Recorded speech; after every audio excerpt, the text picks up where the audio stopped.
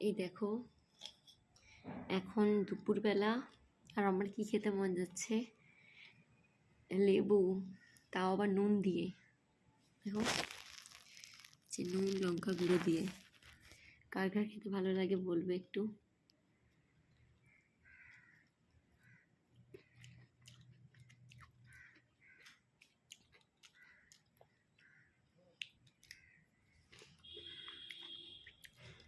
নুন দিয়ে খাবার আলাদাই টেস্ট। আমার ছোটো থেকে খুব ভালো লাগে নুন দিয়ে খেতে, লেবু হলে।